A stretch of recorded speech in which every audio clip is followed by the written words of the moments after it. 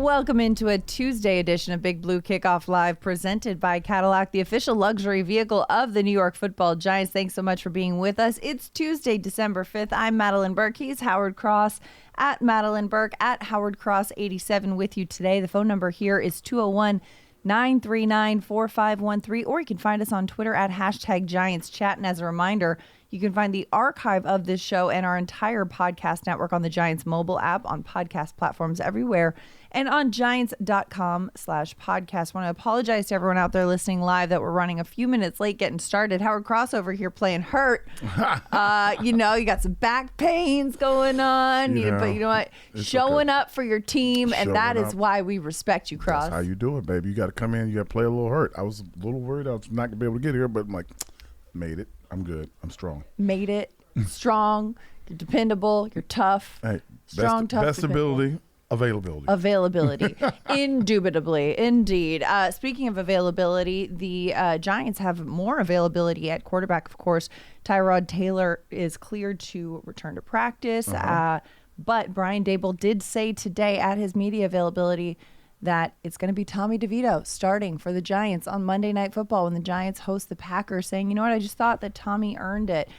He's been playing very well. The Giants won 2 straight heading into the bye. DeVito has really kind of galvanized this locker room with this whole vibe and his chicken cutlets. Tommy cutlets and all. That's nice. Tommy touchdowns and all that kind of stuff. So it's great to see. And I think at this point in the week, on a Tuesday, heading into the long week, having some certainty of this is what it's going to be, this is the structure, this is who's starting at quarterback, and Tyrod will be the backup, it's got to be helpful for everyone in preparation, right? There's no question marks. It's like, okay, we know our roles, we know our jobs, let's get out there and prepare. I think it's interesting that, that everybody's talking about galvanizing the locker room and all this stuff. So whoever's playing quarterback, I think they support. But the thing that tickles me mostly is that, okay, why is he getting the start? Did he earn it? Yeah, he earned it. They had a couple of wins. They played against some teams that they should have won against, and they've done that. This is the thing that tickles you? This tickles me. Now the question is, you've given him a reward to play against a tougher team. That's what I'm like. That's like, oh, congratulations. These guys actually are trying to make the playoffs. So good luck. You got it though. Yeah. Okay. So, but that's what I'm looking at now. Hopefully, the offensive line continues to progress and get a little bit better week in, week out. They're getting a little bit better. People talk about the sacks that Tommy's been taking. He's taking more sacks because he's just not throwing the ball. He's not throwing it into trouble. He's just, I'm not going to turn it over kind of moment, which is a good thing, but it results in sacks. And I've been talking to guys off and on for a couple of days, and they're like, oh, well, he just needs to get rid of the ball. I said, I will take a sack. Yeah. And we keep moving on. Every possession should end with a kick. It shouldn't end with a turnover. They're like, oh, I guess you're right. I'm like, yeah, I am right. Stop that. So, the thing is, how are they going to manufacture and find ways to score touchdowns? The defense will not be taking the ball away 5 or 6 times a game. That's just impossible. If they do, I would really appreciate it. It would be great. But if they don't, then you got to figure out how to manufacture some offense to keep the ball and to try to score some points. And that's what we're going to be looking at for the next, few weeks. And hopefully Tommy and that offensive line can figure that out. Yeah, and you mentioned taking some sacks. Tommy DeVito has absolutely done that. But to his credit, he has protected the ball in that journey as well. Has not turned it over, has not thrown an interception. He was credited with 1 fumble with that kind of muffed handoff to Wan'Dale Robinson on the jet sweep. But, it could have gone either way. But the Packers, they're coming off a win against the defending Super Bowl champ Kansas City Chiefs, and having sacked the reigning MVP Patrick Mahomes 3 times, all of which came when the Chiefs were in scoring range, holding the Chiefs to field goals instead of touchdowns. Packers have had 3 sacks in each of the last 2 games. Their defense has really stepped up against the pass, but their run defense, that's a different story. Isaiah Pacheco, the Chiefs running back, the Chiefs, of course, more pass-heavy team, but Pacheco had himself a day, averaging 6.1 yards per carry. So you got to think, if you're looking at the matchup and you're looking at the way these teams stack up, the strength, weakness. Packers have always kind of struggled against the run. But this is, this is going to be a good opportunity for Saquon Barkley, who hasn't really been as much of a weapon, not that he hasn't been a weapon, but that you would think a factor, hasn't been as much of a factor in the Tommy DeVito-led Giants in the last couple weeks. 13, 14, a respectable amount of carries. Do you think they'll lean on Saquon a bit more on Monday Night Football? Well, the reason why Saquon is not quote unquote the factor in this part of the season is because Tommy is quarterback, and with Tommy being quarterback and not Tyrod and not Daniel, the threat of the run is limited. They've taken it down, and it's more so to not that Tommy can't run, just to protect him because. You don't want to start like cycling through quarterbacks this late in the season, and when you only have 2 left, and you got 1 coming off of IR. So he's not going to be running and putting his body in jeopardy as much as Daniel did, as much as Tyrod did. But they're going to ask him eventually to take a few steps out of the pocket with the ball in his hands, probably, but not right now. So.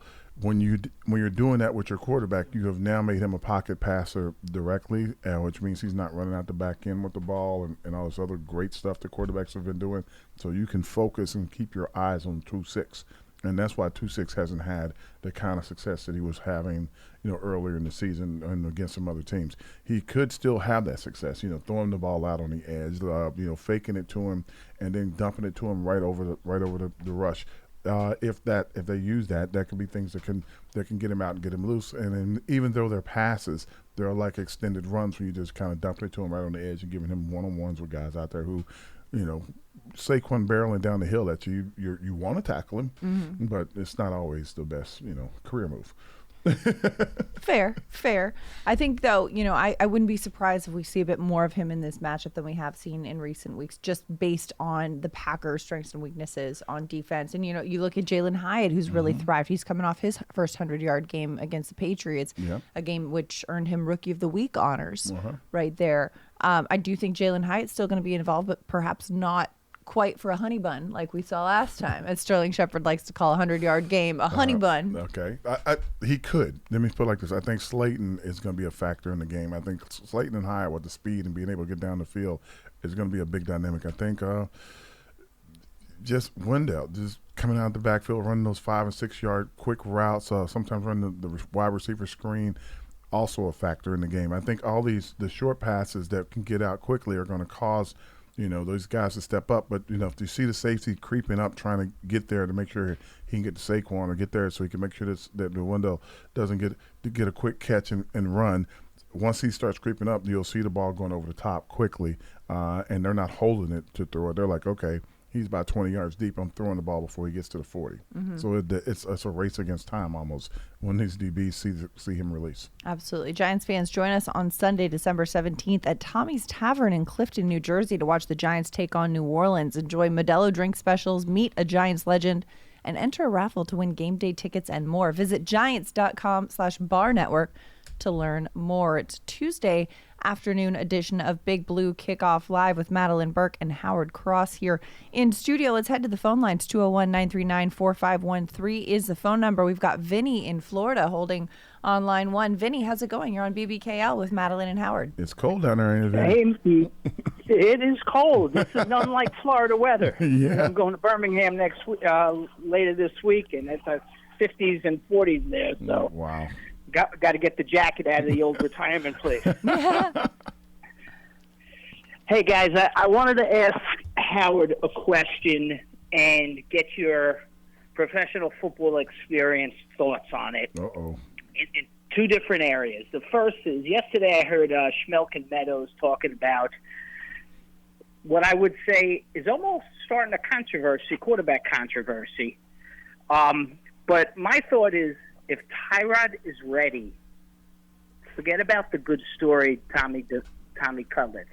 You got to play him. No matter what you. And here's my thought: he's a great story, but he still has 15 sacks in 2 games. They only scored 10 points against New England. No real sustained 12-play, 75-yard drive. Nothing like that, which that ultimately hurts the defense. So I got a question on a player, but I want to get your thoughts on, do we really owe it to the fans and to the team to play Tyrod? He's 12 years experience. It's a double-edged sword when you're talking about this. You're thinking about, did we play Tommy over Tyrod over Tommy if you think of it in the sense of, oh, the fans want to see it, the kids earn their spot. Let's keep them in there. Got the hot hand. Like I've said before, it's a hot hand with a lot of turnovers. If their turnovers don't happen, then it could look a little different really quickly. So the defense is going to have to hold up their end to keep Tommy, keep making Tommy. As for Tyrod, very active, very good runner, good very veteran, as you just said, but 1 year left, 1 year contract. This is the last year on his 2-year deal. Do we sign him? Yeah. So do we re-sign him? Well, but don't you think, Vinny, that just Howard Dable? I'm asking. Yeah. Got enough tape on Tyrod. What they're doing is they're at this point in the year, if they are winning and they're on the hot hand and the team's kind of like everybody's kind of rallying and playing a little bit harder to help protect the kid, they're giving the kid a chance and they're trying to see if he can be the backup. A backup on a rookie contract is better than a backup on a veteran contract, and that saves money and makes money to bring other players in, maybe players that can help protect quarterbacks. So if instead of quote unquote having to keep paying people off the street, so that's what they're trying to do. They're trying to figure out he's done a good job for what he's doing. Yes, he's taking sacks, but he's taking sacks because he's not turning the ball over and he's not putting it in harm's way. And two, the guys have kind of rallied a little bit, gave them a little extra energy, and this late in the season, with I dare say this, still kind of in the playoff picture, in the deep in the corner of the picture, but in the picture, they can still do something, and who knows, maybe Green Bay, because Green Bay has quote unquote been scoring a lot of points, everybody's excited about them. Maybe the Giants defense shuts Love in that group down. And if they do, and the Giants mess around and win, then you're thinking about something else. So yeah, I've seen them play well on defense, but when these drives end quick on offense, there's enough game film that the defense gets exposed later in the game. Yeah, that's happened too much to me also. Well, that's because for most of the season there've been a lot of 3 and outs, and the defense has caught the field at some unique spots. I think with Tommy, they're going to try to quote unquote, really push and play and rub on the keeping it dirty, keeping it muddy, and playing quote unquote field position, because eventually, if these guys are going to keep pressuring quarterbacks, getting hits on quarterbacks, and quarterbacks throwing balls into Wink's defense, if they keep turning it over, they'll keep getting a short field and you keep getting opportunities to win. But that, like I said again, that's only dependent on if you can, quote unquote, move the ball, keep the defense off the field for a long time. You need 6, 7, 8 play drives, and every drive has to end in a kick, whether it's a field goal or a punt or, it's over. You do not want to turn the ball over. That's the biggest point. So I'm hearing you say basically Tommy DeVito is basically playing for the second string quarterback next year. I think if he's doing a good job, right, and you're winning games, no matter who the opponent is, if you're winning games and everybody's rallying, keep trying. Don't pull him when he's winning. It wouldn't make any sense to pull him out of the game if he was winning. And someone's asked me that off camera and off the air. They said, what would you do? I was like, well, he's winning. You got to keep trying. So even though we're about to step up in competition these last few weeks, still give him a chance. Well, you don't want to disrupt the momentum of what's going on, thing one, but also thing two, and almost more importantly, is, you only have a certain amount of cap space. And the Giants are in a position right now where, yes, there is some momentum. Yes, they are 2 games out of the wild card. We can be delulu on that, but we can also look at the future and say Tyrod's deal is up at the end of this year. You know what you've got in a backup quarterback in Tyrod Taylor, and it's much more expensive than Tommy DeVito. So if you've seen what Tommy DeVito can do against the Patriots and the Commanders and their success, okay, now let's give him another challenge, a prime time against a Packers team that's won 4 out of the last 5 games, and see how he does there, because this is a litmus test for Tommy DeVito and almost an audition for him in the future as the backup quarterback. And if he does kind of rise to that occasion, then the Giants are like, this is the best case scenario, because we can spend less money on a serviceable backup that we can trust, and we have more cap space to use in areas that we need, like, maybe the offensive line or other areas that you might want to address. And I'm not comparing him to this. and I'm not comparing him to this guy, but also remember this: Brock Purdy was the last person picked in the draft. Mm-hmm. Yep. And now he's like the front runner for league MVP. Yeah, so you can't, you never know who's going to do what when you give an opportunity. So give the guy an opportunity until it runs out. Yeah. Hey, Madeline, you brought up a great point about cap space, and I'm curious what your thoughts are on us bringing in that young kicker. I don't even remember his name, but he hasn't played yet because they brought him in. Do you think it's possible because Shane is thinking, hey, cap space, can I really afford to pay $16 million over 3 years for a kicker when I can get someone else? Do you think that played into his kicker and that Gano might be in trouble next year? I don't know what's guaranteed on the, but he signed 3 years for $16.5 million. It's an awful lot of money for a kicker. Yeah, you're talking about when they brought in Cade York, or are you talking about? Yeah. So that kid. Yeah. So and then they waived him, but of course, then they signed him on the practice squad. Then they signed him on the practice squad because when you think about a young guy like that, number one, you got to consider a lot of question marks around Graham Gano. How long is he going to be out? Will he be able to return to the form that we know, the reliability that we know that we get from Graham Gano after this knee surgery? There's a lot of questions, and how long will that be an issue? And then cap space, like you said, you got to consider, can we get this job? Can we fill this position for cheaper? Or do we need to really spend at this position to be able to service that? Because, you got to have a kicker. And so there's a lot of questions. I do think that it is a cap space thing. It was kind of curious the fact that they did both Cade York and Randy Bullock in that same week, and the way that went. Of course, Randy has been the guy who's been getting game play. Good. But, Cade could be somebody that they are developing in case of a need for next year, in case Graham Gano can't go.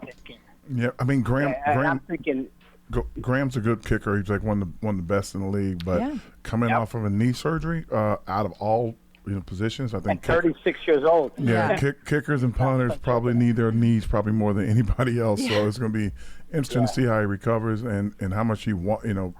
The older you get, the harder it is to recover.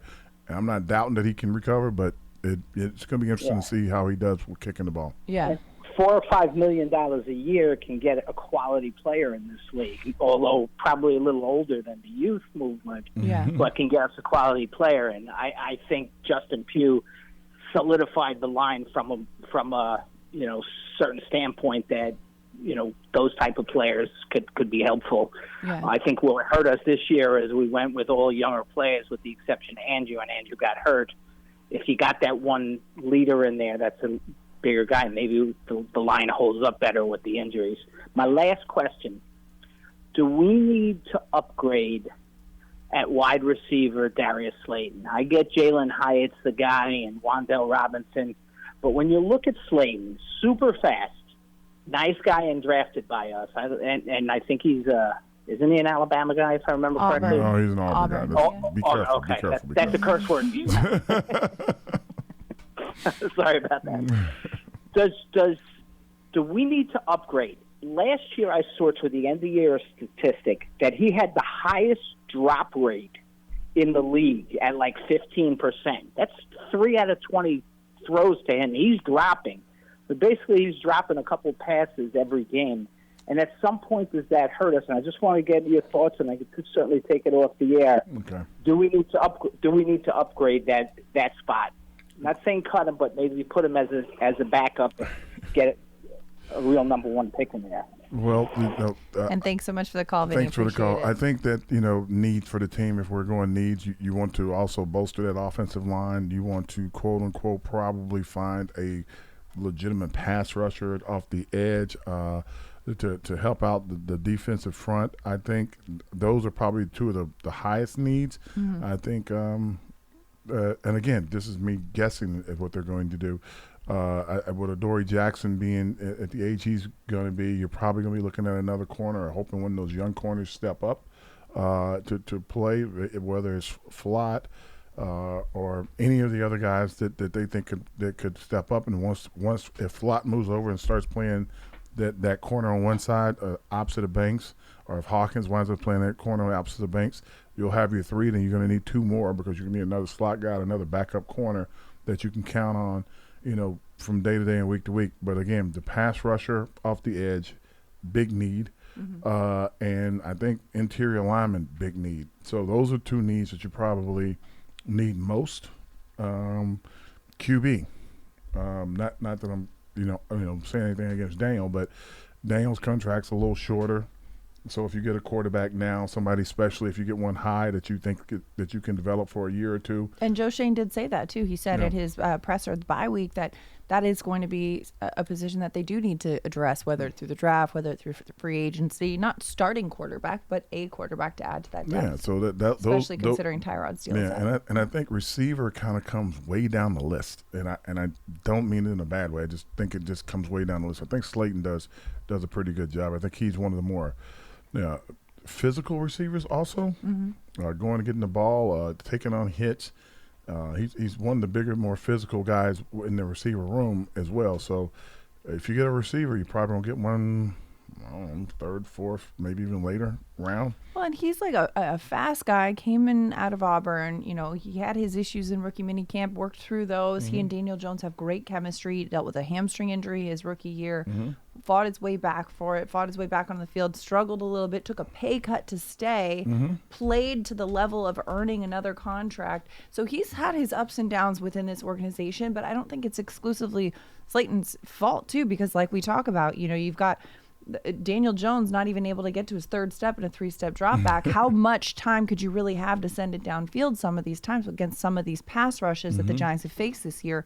So while, yes, maybe there's some shiny, fancy new cars or shiny, fancy new toys that you want to look at and say, oh, this wide receiver would be an upgrade. It doesn't matter who you've got back there. If you can't get the ball out, if you can't protect the quarterback, if you don't have the rest of the pieces in play to schematically get it to the receiver, it doesn't matter who's catching the ball. And from a sideline perspective, watching him in games, like when things are going on and things are going bad and he catches the ball and guys are trying to take shots, he's the first guy to stand up and he's fighting back and calling for the ball. He's number one in the room, like, hey, look, all right, keep talking, just keep throwing it to me. He's the one trying to do the most to get it done. So when things are getting crazy and balls are going in tight areas, he's the one like, go, bring it to me. I'm going to make the play. I'll figure it out. So that's another element I like about the kid. Yeah, great kid, great guy. Wishing him continued success as well. But Giants fans, make sure you go and subscribe to the Giants Huddle podcast.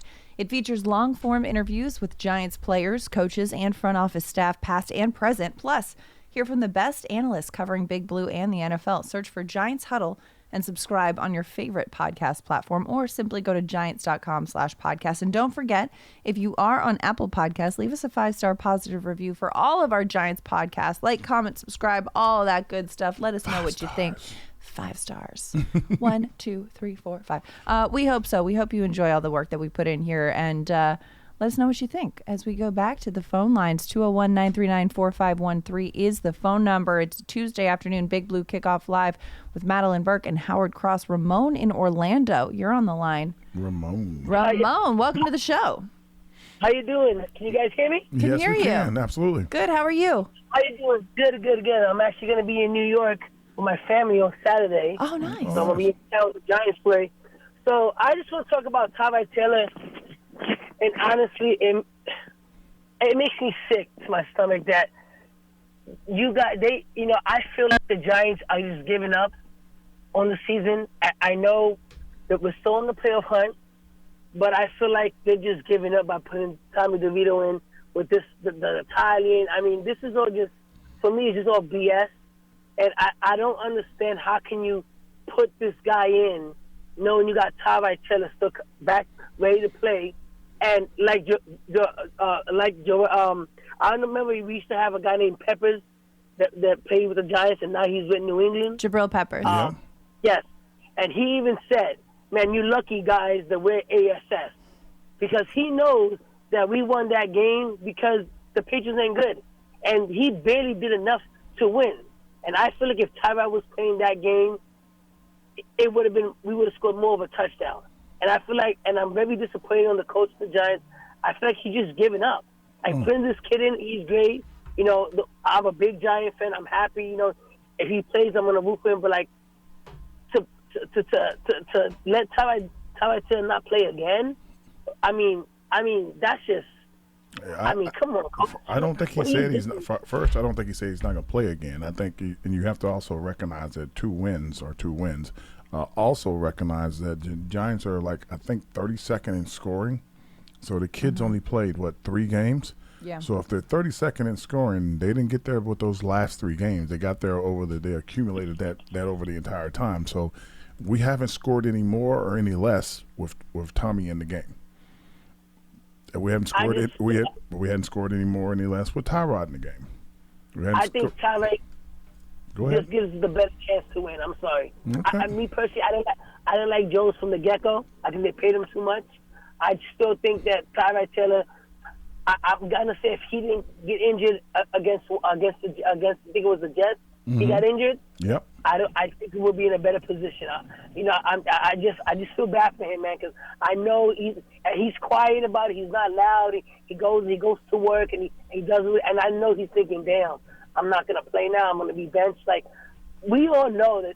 I feel like Tyrod Taylor's a better guy, and I just feel like Coach is just giving up. He's like, let's throw this guy in. If he loses, he loses. He wins, he wins. If he loses, he loses. But if he wins, I'm a genius. Because I put Tommy DeVito in from the Jersey guy. Like, what do you think about the players that are like, kind of standing behind him and picked up their game a little bit because he's playing? Like they've picked up a little bit of the slack because he's in the game.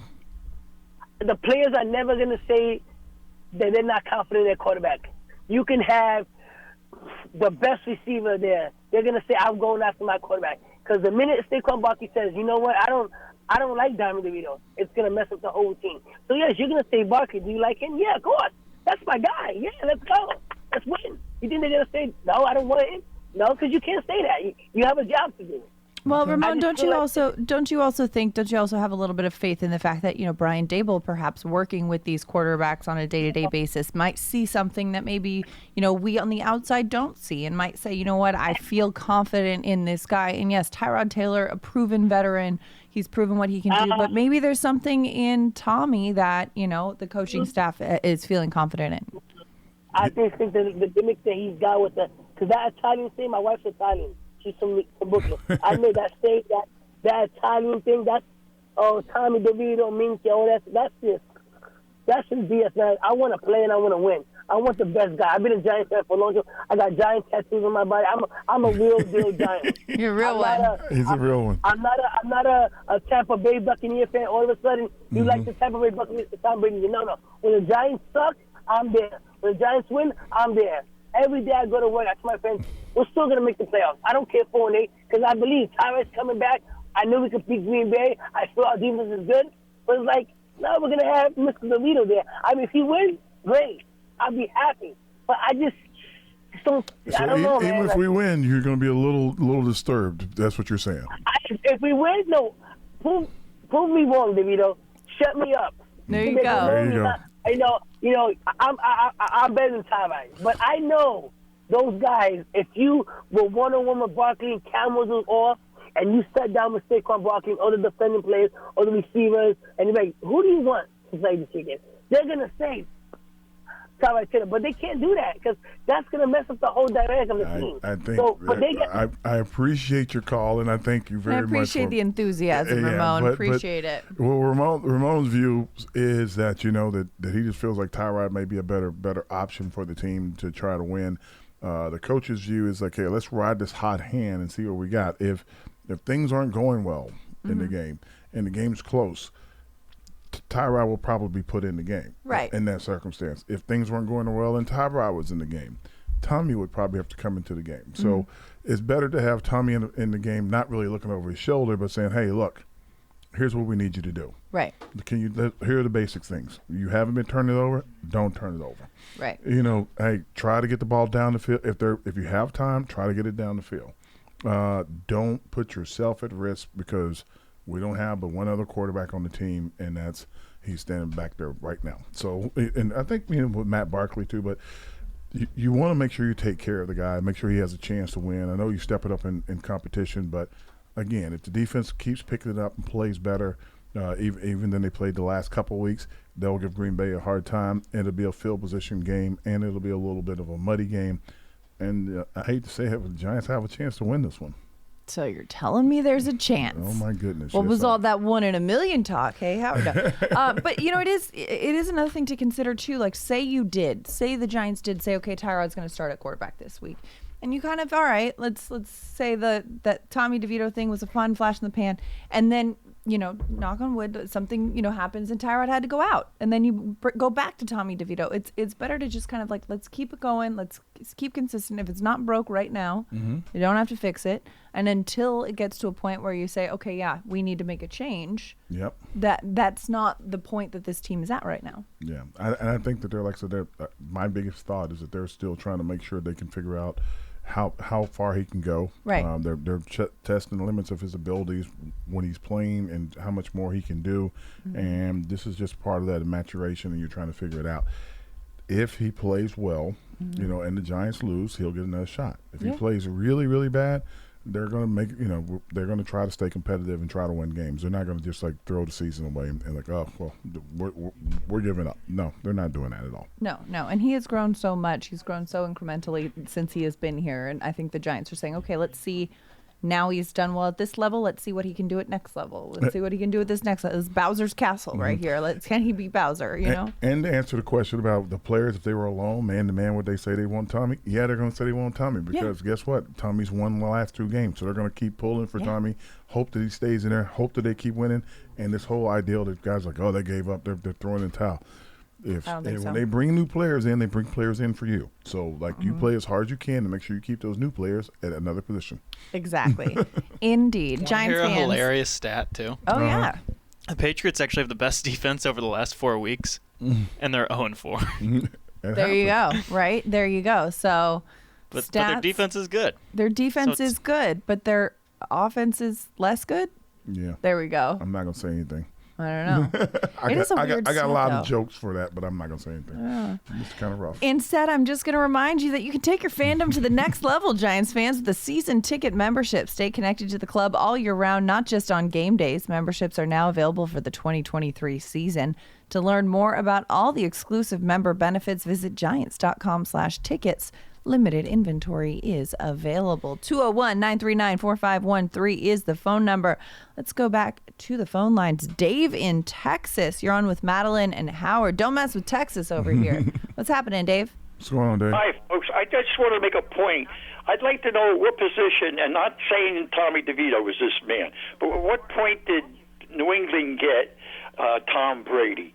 And everybody was, oh my God, he's so far down the list. How do we know that we don't have one in our hands now? You got to let the kid play. Yes. Let him play himself off the damn team. But you got to give him the shot. He's won 2 games, which is more than the team has won by itself in the rest of the year. And then let's just see what this kid is. We don't know, and I'll get off the air and listen to you. Thank you. Thanks so much for the call, Dave. And that's a great point, too, because you don't know unless you see him play. And the same thing, with Brock Purdy. Howard, you brought that up earlier in the show. Brock Purdy, who's now played himself into the favorite for the MVP award this year. Mr. Relevant, the last overall pick in the draft. And now MVP frontrunner. Tom Brady, as Dave mentioned, he was a 6th-round draft pick, and then just this unfortunate injury scenario puts him in, and all of a sudden, win a couple games, and handful of Super Bowls later. A handful, a hand and a half. Yeah. I think, this whole thing is, I know people want to pick a quarterback and everything, just ride the hand you got. If you're having success, keep doing it. It's kind of like when I'm watching a game, and man, they just ran for 8 yards. They ran for 8 yards again, and they start throwing. I'm like, why are you throwing the ball? Ride the thing that's working and make him stop it. And once they stop it, try to have other things to be prepared for, but just make them stop the thing that's working. Right now, it's working offensively. The team's kind of galvanized behind him. I like the idea that, hey, look, everybody's rallying. They're trying harder. They're trying to make plays for him. Let's keep doing it. Let's keep doing it. Yeah. Let's keep it rolling. Let's keep taking callers. 201-939-4513. We've got Dan in the Poconos online, too. Dan. Poconos. How's it going, Dan? Hey, guys. How you doing? Very good. Doing great. Excellent. Listen, I'm surprised I just tried it now, and I got in. That was great. I had to call in because Ramon, okay, I hate talking about knocking any other callers, and I'm not going to knock Ramon because I hear where he's calling from. Ramon's But got you multiple Giants absolutely- tattoos. Lots of Yeah, tattoos. no, Die Hard. Yeah, me too. I mean, I'm just as old as him probably. I've been going to games since whatever. But who cares about that stuff? You absolutely have to play DeVito. It doesn't make any sense. Taylor, we know what we have with Taylor. He wasn't exactly. We weren't getting 20, 30, 40 points when he was playing. Hello. And plus, he's not even going to be on the team next year. You could, like the last caller, you have to let this guy play to see what we have, and it's even hard to evaluate him with the offensive line. You still, like how many times with Daniel Jones? Oh, we don't know what we got because the offensive line. He's always running for his life. And what happened when Daniel Jones gets hurt all the time? And then Taylor comes in, not last year, but the year before. What happened to Taylor? He got hurt too. He's just as injury prone as Jones is. And it just, I can't believe anyone would not want to let DeVito play this game. That's all I got, man. It's just, you got to let this kid play. I think I respect it, Dan. me too. I think probably the clearer picture is like if we're last in scoring. Mm-hmm.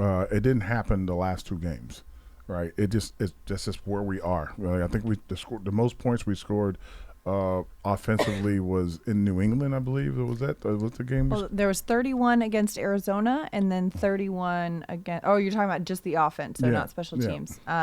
Both. I think Commanders. The Commanders game.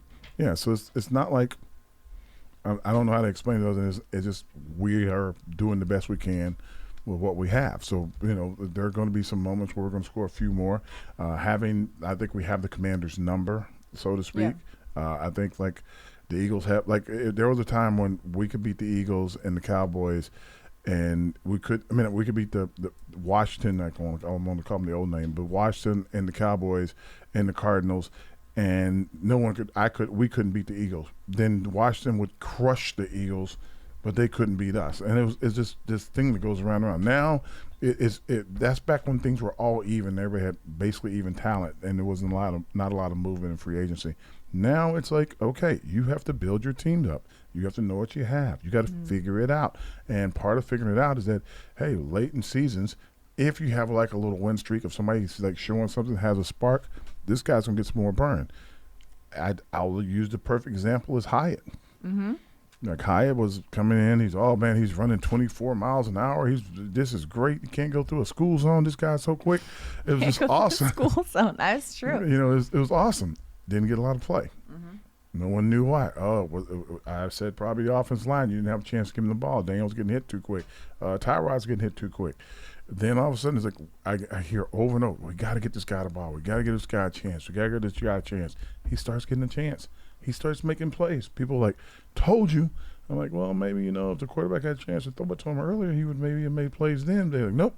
He's making plays now, and he just decided to throw it to him. I'm like, okay. Yeah. But before that, he was a ghost. We knew he was here, but you never saw him play. So you just got to continuously give guys opportunities. And when you give them opportunities, they should hopefully make plays. And to Hyatt's credit, too, it's not that we didn't see him play. He was on the field. It was just that he wasn't getting the ball because they didn't have time to get it down to him. Exactly. And you look at the way that this offense is, and a lot of people criticizing, well, the Giants can't put points on the board, this and that. Fair. They've struggled in that way, and the defense has been the strength of this Giants team, especially since they, kind of started getting things going in week 4 or 5. Couple weeks of this season, they've really ramped it up, winning the turnover differential consistently, getting to the quarterback, and the defense. If the defense is going to be the strength of this team, the offense needs to be able to at least not put them at a disadvantage. You go. There's a difference. I mean, the ideal scenario is that the defense plays up here and the offense plays up here, and it's complementary football. Yeah. If one side of the ball is playing up here and the other one is not quite there, that's fine. Just don't shoot yourself in the foot. Don't turn the ball over. Don't make it harder. If you're not going to score as many points and all that kind of stuff, if you're not going to make it easier, fine. Just don't make it harder on your defense. Don't put your defense in bad situations. Don't put the defense in bad situations. Don't give them the ball in the red area. Exactly. Don't give them the ball in the plus 50. You want to constantly. Don't turn the ball over like Madeline just said. You want to constantly try to find out how to get a couple first downs. If you can get 3 first downs to give the defense a break, Just giving them some time to Just rest. give them a time to at least look at the surface on the sideline before they have to be. I'm sorry, get what? Get a couple swigs of oxygen, and okay, we're ready to go. Okay, all right, they got another drive. Get them hyped up because you're moving the ball, and let them try to shut it down and knock a team out of the game. So that's what you're hoping for. That, and believe it or not, even though you're not scoring points, that's complimentary football. Right, exactly. If your defense is kind of leading you, you want to make sure that they have as much time to rest on the sideline as you can. So you want to move the ball, hold the ball, control the ball as long as you can. In a couple games, the Giants have done that. They haven't scored any points or hadn't scored many points, but they control the time of the clock, and that made a big difference in the game because the defense had more time to rest on the sideline. If you as an offense can at least tread water, and keep your head above water, just don't let the head go underwater. That's fine. Ideally, you want to be swimming. You want to be getting points. You want to be scoring. But if you can't. And that's not making an excuse for them. And it's not making an excuse, but it is saying. So it's like when you're looking at the way, there's a lot of value in the way that Tommy DeVito has been able to say, you know what, I'm going to take this hit instead of losing the ball. I'm going to be able to live to see another down, something that we preach a lot of times. Yep. As the expression goes, you may not be the reason you win, but you don't want to be the reason that you lose. Exactly. That's what they're doing. Exactly. Giants fans, the 2023 NFL schedule is officially out. Single game tickets are on sale now. Don't miss the Giants at MetLife Stadium this season. Visit giants.com/tickets to secure your seat today. 201-939-4513 is the phone number. Phone lines are open if you want to get a call in the final few minutes of Big Blue Kickoff Live. But Howard, we got Monday Night Football. This is a fifth primetime game of the season for this Giants team. The max is 6, and the Giants have 5 on the year. There was a lot of conversation about, are they going to be flexed out? Are they not? Nope. You know what? The Giants have won 2 straight going into the bye. The Packers have won 4 out of the last 5. They've really turned it out. The Packers are the youngest team in the NFL. Isn't that wild? And that doesn't help me. Well, okay. It's just interesting to me. And here's some things that I thought were interesting. And random fact that matters to nobody, but I find fascinating. It's going to be 32, by the way. Degrees? Are you going to have your... I'm going to have on everything I own. Are you going to use my pro tip and get those back warmers? You're going to need them now that your back is actually... No, I'm going to have my heated jet vest on and it'll be nice and cozy. The Packers have not lost a game in December since 2019. They've won 16 straight games in the month of December. That's a stat that matters to nobody. But you know what? Is it games at Lambeau? No, games that are played in the month of December. Are you sure about that? I am sure about that. They didn't lose games in December It seems like to me, I guess it was January when Green Bay beat them. Ha! Okay. I'm like, no, that's not true. But the Packers, I'm talking about the Packers have won 16 straight games in the month of December. So when Detroit beat Green Bay last year, last game of the season was the first week of January. Okay. Yeah. Okay. All right. I don't have nothing. That's all I have. And so that's just like random fun facts to throw out at the water cooler. But, and especially the way that you're saying there is no chance then. I'm saying that all streaks are made to be broken. Okay. Right. Just like, Jordan Love, who's thrown a lot of picks earlier in the season, hasn't thrown an interception in the last 3 weeks. It's December. And so when you're looking at this as the Giants defense, a team that has really prided itself on winning the turnover differential, that's the streak you want to snap also. Oh, you haven't thrown a pick in the last 3 weeks? We'll see about that. And one of their fast guys kind of grabbed a hamstring coming off the field, so that could be helpful for the Giants. Not that I'm wishing that kid any injury or anything like that. I want him to be as healthy as possible after Monday. After Monday, yeah. But, that's what you can hope for. I just think that, again, they've had a lot of success. I don't think the defenses they've played have been crushing, and I'm hoping that the Giants, and look, if Sexy Dexy is back, there will be a lot of grief in the middle of their offensive line looking at him coming across the ball. He should be fired up. Well, and that's a big if because, of course, Dexter Lawrence still dealing with that hamstring injury, not practicing today, Tuesday, but is expected to be back on the practice field later this week. Coach Dable said soon when asked when. Evan Neal also still dealing with that ankle injury. He got a high ankle sprain. That's right. He is not practicing Tuesday either. Darren Waller is, quote, making progress, but probably not back this week. Dable not really anticipating that. So just a little injury update as you brought up Dexter Lawrence there. But let's head back to the phone lines, 201-939-4513, because we've got Tim in Charleston. Tim, what's on your mind? You're on Big Blue Kickoff Live with Madeline and Howard. Hey, Madeline, Howard. Good to talk to you both again. And I got to say, I wasn't going to call in today because I'm just on lunch from work. Uh-oh. So I usually only call in on my off day. But, Madeline, you put out the invitation, and who could refuse you? Wow. Oh, thank you, Tim. I'm happy to hear from you. So I'm going to talk about DeVito in a second, but I wanted to ask you something. Are you the voice of the Citizens commercials on the Giants app, all those commercials that come up? I don't know. Pearson, am I? You're not, but I'll show you it after. It might be kind of close. Wow. That's interesting. Yeah, it sounds just like you. And you know what? I encourage you to get into that business because you can make a lot of money there. Oh, thank you. And it's easy. So, because I keep saying, geez, that sounds just like Madeline. And but anyway. I've got a voice twin. I feel like that episode of Friends when Joey finds his hand twin. I've got a voice twin. Kind of a voice twin, I guess. That's fun. But, you know, I'm like 100% with Howard on this, you know, with the DeVito thing. You know, first of all, coming off 2 wins. Second of all, we got to find out what we have for the future. Tyrod is not signed for next year. Yeah, they could re-sign him, and DeVito could be third string again. But you know what? We don't know that Jones is going to be back at the beginning of the year, so they got to figure this out. You know, and the one thing that I watched a couple of the games this weekend and of our upcoming opponents, and I watched the New Orleans game and I watched the Green Bay game, and you know, and I'm not really encouraged about our chances. We got Green Bay at home, and maybe they'll be have a little letdown after beating KC. But it's on the defense, and it's on not turning the ball over. I mean, that really comes down to the key.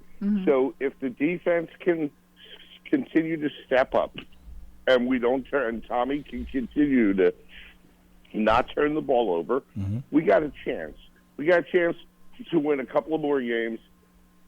The playoff talk is ridiculous because that was Madeline. First of all, I'm the voice of the internet, Howard. I'm just reciting what all these Giants fans say. Oh, you know, they're only 2 games out of the wild card. Throwing you straight under the bus. It ain't over till it's over. Yeah, well, you know, I mean, we'd have to beat all 3 teams that are quote unquote competitive games, and we'd have to beat the Eagles once. And honestly, I don't see that happening. I mean, I'm the most optimistic Giants fan. One of the most optimistic Giants fans in the world. And you mentioned I actually have a Giants tattoo on my left forearm. I have the Lombardi Trophy tattoo with our 4 Super Bowls etched on it. Nice. And room for 4 more, which hopefully I'll get at least a couple of them before in my next 25 years. I respect the foresight on that one, Tim, because you got to leave room for, you know, if you filled it all up, that would be like, well, there's no room for more. But, you know, you left some room for some more success, and that is excellent foresight on your part. I'm waiting for. Had to leave some room. I'm waiting for maybe I'll email Schmelk a picture of it so he can show you. Yes, need it. That's awesome. All right. Have a good one. Thanks for your time, guys. Thanks so much for the call, Tim. Appreciate it. Enjoy your lunch. Should we do just tattoo segments? Just yeah, call we should us in tattoo segments. I was thinking we need another sponsor, a tattoo sponsor. We got a nice tattoo parlor here. Right? I mean, awesome. Hey, if the Giants win the Super Bowl this year, I will get a Giants tattoo. I'm going to say that right now. If they win this year, this season, if they win the Super Bowl, I will get a Giants tattoo. Oh, how mad would you be if they won the rest of their games and went to the... I would not be mad. I would be thrilled. I would be thrilled to commemorate. I would watch you, but I would probably pass out that little needle thing. I can't figure it out. That looks very painful. I just want to be in solidarity. I respect the amount of fans that we have that really rep this team hard. It has to be this I'm going to go right to the locker room with this segment and put up Madeline said. Super Bowl win. She's getting a tattoo. Exactly. Everybody's like, what? Exactly. You have dudes jumping over buildings. I mean, We are here for motivation, ladies and gentlemen. Not both of us. Only this person is. Tattoo. Howard's going to be like, I'll have a drink gonna with need you. one of those swoon chairs in case he faints over there. Oh, my goodness. No, but that's listen. The fact that yes, the playoff talk is a little delulu, but it is how quickly things have changed. Look at the Packers. The team that the Giants are playing this week. They were a team that nobody thought had anything going for them. They've won 4 out of the last 5. They're sitting at 500. They're in a playoff hunt right now. Yeah. So quickly things can change. And, Amani Toomer says this all the time. You're only as good as your last 4 games, right? You're only as good as your last 4 games. Doesn't matter how you start, it's how you finish. I'm just going to start rattling off cliches until the show is over. But if the Giants finish strong, if they put themselves in a position to... One game at a time. One Let's game at a figure out time. what's going on with Green Bay. Okay. So if we get past that, if the Giants win versus Green Bay, I'll be more willing to entertain this conversation. If the Giants win versus Green Bay, at what point in the wins do you think we're going to have to start scouting out tattoo parlors? If they win the next 3 games, you should just get a tattoo just for that. Forget about the Super Bowl. If they win 3 in a row, you should be like, oh man, I'll get Tommy is this tattoo. You get the little emoji you get tattoo. Hey. I mean, you never know. You never know. We're here for the motivation. We're here for the squad. Same squad, same squad. Giants fans, the Giants' official connected TV streaming app, Giants TV, brings original video content and game highlights on demand and direct to Big Blue fans. Giants TV is free on Apple TV, Roku, and Amazon Fire TV, and on the Giants mobile app. Big Blue Kickoff live on a Tuesday with Madeline Burke and Howard Cross. As we look at this matchup, though, it's prime time. It's Monday Night Football. It's a cold night in December at MetLife Stadium. It's going to be in the 30s. Mm-hmm. You've got your heated vest charging at home, I'm sure. And my boots. I'm ready. And your boots. Is it boots with the fur? No. The whole stadium's going to be overlooking at Howard. No. Wondering if you're going to get low. If it's really you going to wear cold, apple-bottom jeans? If it's really cold, you won't be able to tell. Pearson's laughing. I'm telling. I'm surprised you hadn't brought up, that how Alabama made the playoffs. Congratulations, by the way. Did you see that Florida legislators are trying to create legislation about this thing? We got robbed. Oh, come on. Well, here's the skinny on it.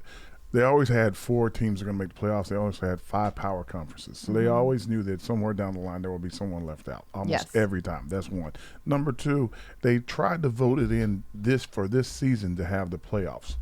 Who was the conference that spoke up the most and said they didn't want it? The ACC. Mm-hmm. And now they're the conference that is left out. And I'm like, well, you didn't want it. Yeah, you didn't want it. We try to make that money. You try to cut us out. Michigan getting the 1 seed. They didn't really play anybody this year except for Penn State, but I'm curious how that's going to go. Washington in the farewell tour. First of all, I just would like to just shed a single tear. You should shed a whole lot more than one. As an Arizona State Sun Devil, who got her start, my very first job was hosting a show on Pac-10 at the time, while running with the Pac. And the Pac-10, Pac-12, however many Pacs, now is the 2-pack. The Pac pulled a hamstring. The Pac, they out. We are running from the Pac at this point. But what an incredible farewell season it was for everyone except for the Sun Devils, who just, they participated. They participated. I think the funniest thing of the whole weekend was they were showing the announcement for which teams were going to play. Mm-hmm. And then Michigan was watching, and they're like, and at number 4, Alabama, they went, ooh. See, Michigan's realizing, we didn't play anyone all season, and now we got Alabama. Y'all didn't let Florida State in. What's wrong? Right? Michigan's also running out to the ACC saying, hey, we got your back. Should have been you. Should have been and you, Saban baby. has a month to plan for them. Oh my I know. God. That's going to be... It's going to be fun. And Harbaugh found religion. I'm trying to be funny or anything, because he's like, they were going to get rid of him. He done got sending guys to other teams, and I thank the Lord Jesus Christ. So I'm like, Harbaugh, don't do that. Dear cuddly baby Jesus, all 8 pounds, 9 ounces. Don't do that. You were praying before because you thought you weren't going to get Bama. Now you got Bama. There are no prayers left. Karma is a Alabama team. Bama's coming. So it'll be a good one. How are you feeling about your Tide? I think that kid Milroe got a raw deal early in the season. They pulled him out, and he showed some great character by supporting this team. Kind of like how Tyrod will be supporting the team, even though Tommy's playing. And by him doing that and coming back and having such a great year, everybody on the team has got his back. Everybody's playing harder at a higher rate, and they're just pulling for him because he's a good guy. And when good people do things and have a little success, more people want to pull around them and be there for them. Absolutely. You want to root for good people, good success, and also team players and team participants. Well, that's our show for today, Howard. Any last thoughts? Anything you want to get off your chest? Roll Tide. Roll Tide. Pour one out for the Pac-12. Yeah. Go Sun Devils. Forks up. All that good stuff. Let's see. Did we get all of our sponsor reads in, Pearson? I think we did. That's been a fun show on a Tuesday news day. And like the Pac-12, we must say goodbye. Don't cry because it's over. Smile because it happened, friends. That's what we'll say at the end of every show for Howard and I. But you know what? You got more Big Blue Kickoff Live tomorrow and every day this week. Thanks for listening to today's episode of Big Blue Kickoff Live, which is part of the Giants podcast platforms everywhere and giants.com/podcast. Big Blue Kickoff Live brought to you by Cadillac. For Howard Cross, I'm Madeline Burke. Thanks so much for joining us today. We'll see you next time.